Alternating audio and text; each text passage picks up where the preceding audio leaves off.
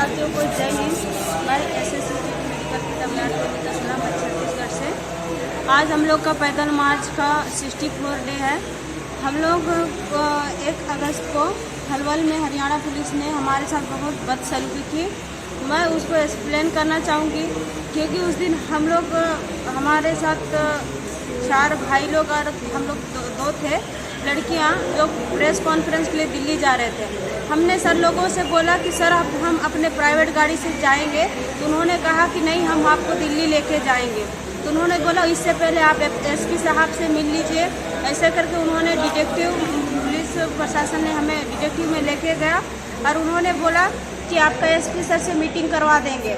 और उन्होंने बोला कि 1 घंटा आप रुकिए, सर ऊपर लेवल तक मीटिंग कर रहे हैं। ऐसे बोल के हमें दिन भर वहीं पे बिठा के रखा।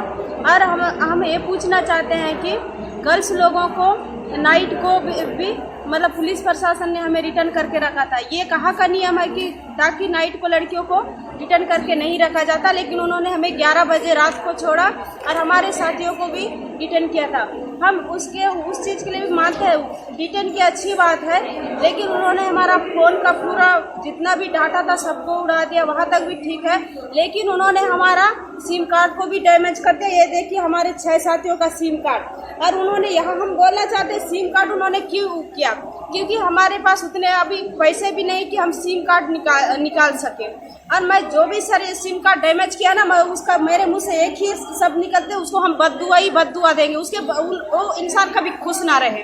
और क्योंकि हमारे पास उतना पैसे नहीं, सर आप तो बहुत पैसे वाले हैं, तो आपको पैसे की अहमियत समझ में नहीं आती, लेकिन हम लोग को 1-1 रुपया समझ में आती है।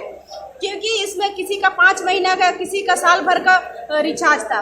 क्या वो पैसा आप रिटर्न कर सकते हो?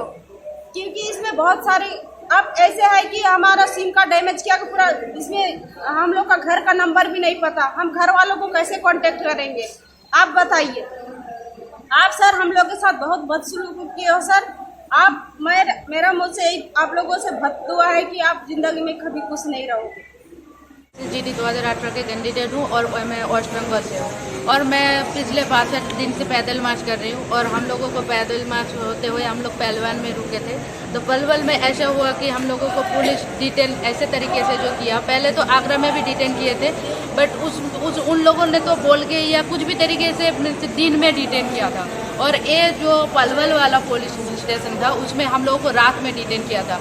जो एसडीएम मैडम थी वो एक लड़की थी, वो लड़की होके कैसे हम लोगों को रात 10 बजे या 12 बजे कैसे हम लोग को डिटेन कर सकता है? मैं पहले बात उसको, जनता को और उस मैडम को पूछना चाहती हूँ। अब लड़की नहीं हो गया और पहले बात यही है, आपका घर वालों, आपका माँ बाप अगर आपको रात में अगर किसी पुलिस वालों ने अगर किसी दौरान आपको उठाया जाएगा तो आपको उस टाइम कैसा लगेगा? और हम लोग तो कुछ गलत भी नहीं किए थे, हम लोग पैदल मार्च कर रहे थे और आपके ऊपर से अगर जा भी रहे थे अब तो हम लोग को बोल सकते थे हाँ मेरे स्टेट से ऊपर से ये प्रोटेस्ट मत करो, तो हम लोग आपका स्टेट छोड़ के दूसरा स्टेट पे कर लेते।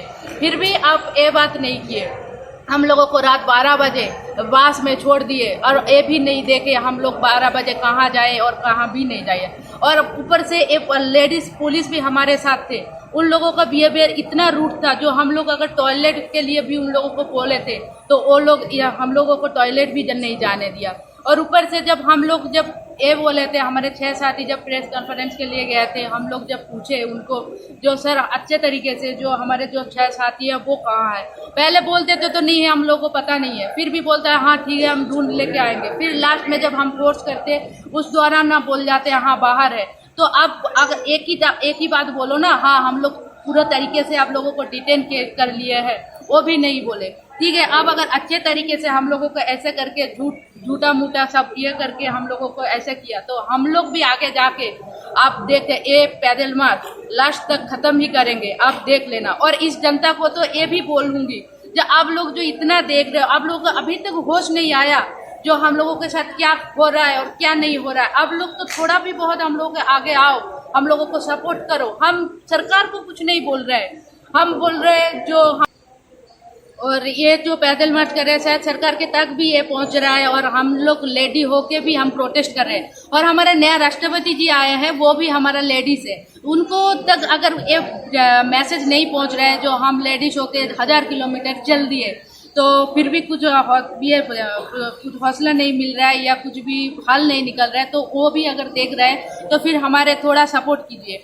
और हम तो देश का ही नागरिक है और हम तो देश का सेवा करने के लिए ही तो इतना कुछ कर रहे हैं। तो इस देश का एक नागरिक को तो हम नहीं बोल रहे जो हमारे पास सैनिक बनो या हम लोगों को थोड़ा हौसला दो, हम लोगों को जज्बा दो, हम लोगों को थोड़ा सपोर्ट करो। हम तो देश का रक्षा करने के लिए बॉर्डर पे जाने के लिए तैयार है, इसलिए तो हम लोग ये पैदल मार्च करिए, हमारा नौकरी का मांग के लिए हम लोग लड़ाई कर रहे हैं। आप गोली मत खाओ, बट हम तो आपका रक्षा करने के लिए हम गोली खाने के लिए बॉर्डर पे जाएंगे, तो हम लोगों को क्यों नहीं आप सपोर्ट कर रहे हो? आप हम ही तो है जो आपका रक्षा करेंगे। ये सैनिक ही जो है आपका रक्षा कर रहे हैं अभी तक भी, तो इस सैनिक को भी अगर सपोर्ट अगर नहीं करोगे तो आप लोग कब करोगे?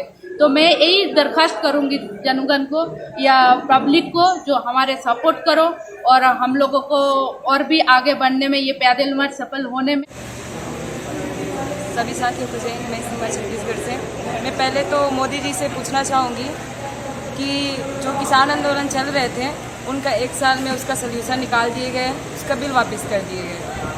और सर हम पिछले 18 महीने से संघर्ष कर रहे हैं, इतने मतलब हर चीज़, बारिश में, ठंड में, गर्मी में, हर चीज़ हमने क्रॉस कर ली। उसके बाद भी आप हमारी ओर ध्यान क्यों नहीं दे रहे सर? इतना तकलीफ होते हुए भी हम लोग अपने संघर्ष को जारी रखे हैं, फिर भी आपको दिखाई नहीं देती सर। तो सर पहले तो मैं निवेदन करूंगी कि हमारी मांग है उन पर ध्यान दी जाए। और मैं उस दिन की बात बताना चाहूँगी। रात को हम सारी लड़कियों को एक बस में, रात 10 बजे बस में हम लोगों को जबरन ठूसा गया, वो भी लेडीज़ कांस्टेबल लोगों ने, वो भी स्टार मैडम ने। फिर हम लोगों ने पूछा कि कहाँ जाना है, कैसे जाना है, उन लोगों ने एक ही जवाब दिया, एक ही, हर बात का एक ही जवाब था मैडम का कि तू चुप रहा, राजनीतिक मत कर, चप्पल से मारेंगे, बेल्ट से मारेंगे, अपनी औकात में रहो। तो मैडम मैं आपसे बोलना चाहूँगी, आप एक लेडीज़ हो, आपको स्टार लगा है, आपने संघर्ष किया तब आपको जाके स्टार मिला। तो हम क्या कर रहे हैं यहाँ पे? हम भी वर्दी के लिए संघर्ष कर रहे हैं, उसके बाद भी आप हम लोगों के साथ ऐसे व्यवहार क्यों कर रहे हो?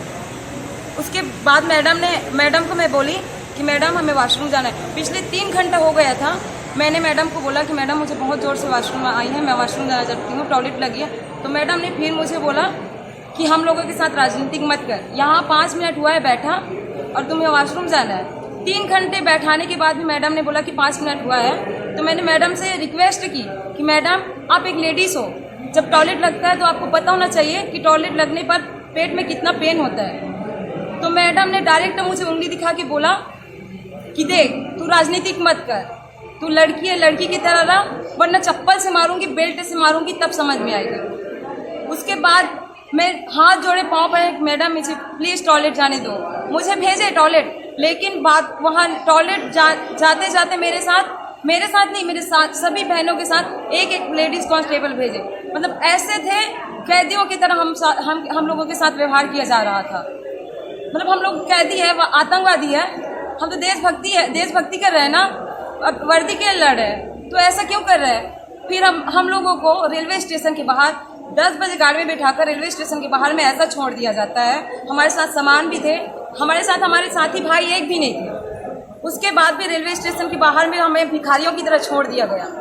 तो मैं अपने इस भारतवासियों से, जनता से और प्रशासन से सिर्फ एक सवाल करना चाहूँगी, जिस भारत देश में बेटियों को देवी की तरह पूजा जाता है, आज वर्दी पाने के खातिर इतना टूट गई है, इतना कि मतलब सड़क में फुटपाथ में सोने पर इतना मजबूर हो गई है कि खाना भी नहीं मिलता, जो देते हैं वो खा लेते हैं, इतना तकलीफ हो रही है। उसके बाद भी सरकार को समझ में नहीं आती कि यहाँ बेटी इतने तकलीफ में है, वो आराम से एसी रूम में बैठ के आराम कर रहे हैं। सरकार ऐसे कैसे कर सकती है हम लोगों के साथ? हमारी तकलीफ दिखती नहीं सर। जिस जन्म में आप बेटी बन के पैदा होगे ना सर, उस जन्म में आपको समझ में आएगी कि एक लड़की पैदा होना कैसा लगता है। बचपन से लेकर मरने तक हर चीज़, हर तकलीफ सिर्फ लड़की को झेलनी पड़ती है। उसके बाद भी हम यहाँ खड़े अपने लड़ाई को लड़ते हुए, और छोड़ेंगे भी नहीं सर। जब तक वर्दी मिलेगी नहीं तब तक तो घर जाएंगे नहीं। और मेरे माँ बाप बेचारे बूढ़े इतने गरीब हैं कि पैसे के लिए दूसरों को मांग कर मुझे देना पड़ता है मेरे खर्चे के लिए। आपको समझ में नहीं आएगी सर। जब आप हमारी जगह, हमारे माँ बाबा की जगह खड़े होकर देखोगे ना, तब ये दुनिया दिखेगी कैसी है। और सर मैं आपको बता दूं, मैं छत्तीसगढ़ में रहने वाली लड़की हूँ। आपको पता होगा जो चीज जम्मू कश्मीर में रोज स्फोट हो रही है, बम बारूद गिर रहे हैं, हर रोज एक सैनिक शहीद हो रहा है ना, आप छत्तीसगढ़ जाके देखिए, हर रोज एक सैनिक शहीद हो रहे हैं। किसके चलते? नक्सलियों के चलते। मैं पहले सोचती थी कि नक्सली क्यों बनते हैं आदमी, लेकिन अब मुझे समझ में आया कि नक्सली बनने का कारण भी सरकार ही है। अगर प्रशासन हमारे साथ ऐसे पूर्णता व्यवहार नहीं करती ना, तो आज नक्सली भी हमारे देश में नहीं रहती। मैं ये नहीं कह रही कि मैं नक्सली बनूंगी, लेकिन सर दिल आज इतना जल रहा है ना कि दिमाग में कभी भी आ सकता है कि मैं नक्सली में जा सकती हूँ। अगर मैं चाहूँ तो यहाँ जितने भी मेरे भाई बहन बैठे हैं, मेरे पीछे मेरी बहनें हैं, मैं चाहूँ तो इसको भी भड़का सकती हूँ नक्सली बनने के लिए कि मेरे राज्य में चलो छत्तीसगढ़ में नक्सली बनना है, क्योंकि वहाँ पैसा वैसा सब मिलता है। लेकिन हमें पैसा नहीं चाहिए, कुछ नहीं चाहिए, हम अपने देश के लिए वर्दी पहनकर रक्षा करना चाहते, बस इतनी सी मांग थी। लेकिन सरकार वो भी नहीं सुन रहे। अगर सर बाई चांस कभी हमारे माइंड में आ जाए कि हमें नक्सली बनना है, तो इसके भी जिम्मेदार सिर्फ प्रशासन होगी। क्योंकि छत्तीसगढ़ में एक नेता भी जाने के लिए डरते हैं वहाँ कदम रखने के लिए नक्सलियों को देखकर। तब आपको समझ में आएगी कि मैंने कितनी बड़ी गलती की बच्चों की बात ना सुनकर। जय हिंद सर।